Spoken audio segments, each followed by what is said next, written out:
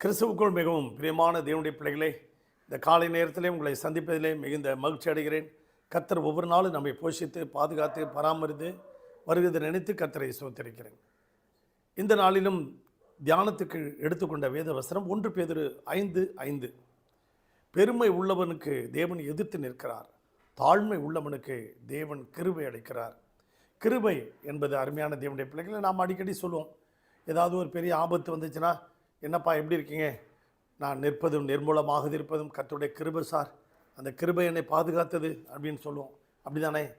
அப்போ ஒரு இறைச்சி பதனிடும் ஒரு தொழிற்சாலை, அந்த தொழிற்சாலையில் ஸ்டீபன் என்கிறவர் ஒரு மேனேஜராக இருந்தார்.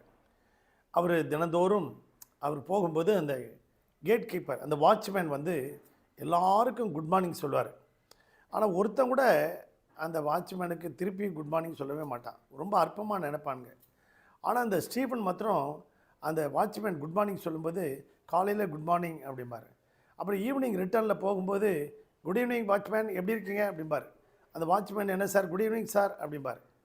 ஸோ அந்த தாழ்மை பாருங்கள், அந்த ஸ்டீஃபன்ட்ட இருந்த தாழ்மை, அந்த தாழ்மை என்ன ஒரு பெரிய ஆசீர்வாதத்தை கொண்டு வந்தது பாருங்கள். ஒரு நாள் வந்து அந்த ஃப்ரீசரில் வந்து ப்ராப்ளம் ஏற்பட்டுருச்சு. சாயந்தரம் ஆஃபீஸை விட்டு போகும்போது அந்த ஃப்ரீசரை பார்த்து லொடன்னு சத்தம் கேட்டுச்சு.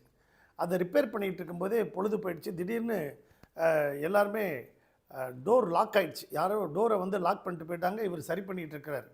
உடனே அது வந்து இறைச்சி பதனிடும் தொழிற்சாலை இல்லைங்களா, அங்கே எப்பொழுதுமே ஏசி, அதாவது பனிக்கட்டி வச்சுருப்பாங்க. அதில் இவருடைய சரீரம் எல்லாமே அப்படியே சில்லுன்னு ஆரம்பிச்சு. கத்துறாரு, ஐயோ யாராவது என்னை காப்பாற்றுங்க காப்பாற்றுங்கிறாரு. செல்ஃபோன் வேறு சார்ஜ் இல்லை, எல்லாம் சார்ஜும் போயிடுச்சு. ஐயோ என்னை காப்பாற்றுங்கன்னு அப்படியே மூச்சு உயிர் போகிற நிலைமை. அப்புறம் திடீர்னு வந்து பார்த்தா ஸ்டீஃபன் சார்னு கத்துறாங்க. அப்படியே அப்புறம் அவர் கதவை திறந்து உள்ளே வந்தார். சார் என்ன சார், ஏன் சார் இப்படி இருக்குன்னு அப்புறம் அவரை அழைச்சிட்டு போய் ஃபஸ்ட் எய்டு கொடுத்து அவரை காப்பாற்றி வச்சார். அப்போ ஏன் சார் இந்த மாதிரி ஆகிடுச்சு? இல்லைப்பா, அந்த ஃப்ரீசரை சரி பண்ணிட்டு அந்த மாதிரி ஆகிடுச்சு. பாருங்கள், அவர் ஒரு தாழ்மை வந்து, எப்படிப்பா என்னை கண்டுபிடிச்ச?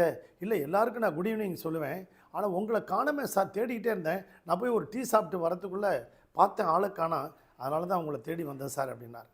பாருங்கள், ஒரு சின்ன ஒரு அன்பு அந்த வாட்ச்மேன் மேலே ஒரு காட்டின ஒரு தாழ்மையின் அந்த அடையாளம் பாருங்கள், அந்த தாழ்மை இவரை காப்பாற்றியிருக்கு.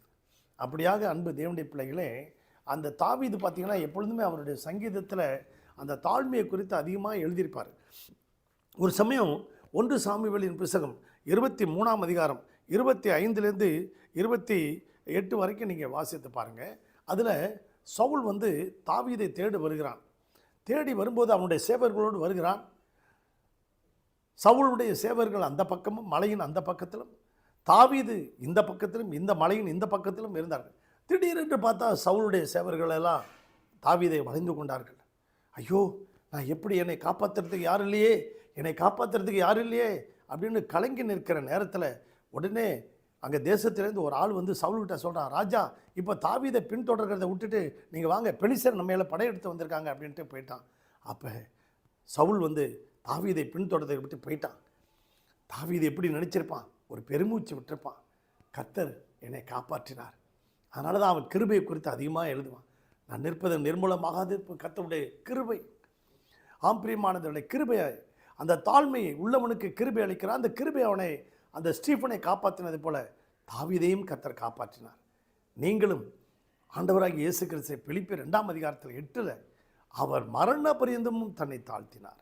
அந்த தாழ்மை தான் உங்களுக்கு உயர்வை கொண்டுட்டு வரும். உங்களுக்காக ஜெபிக்கட்டுமா?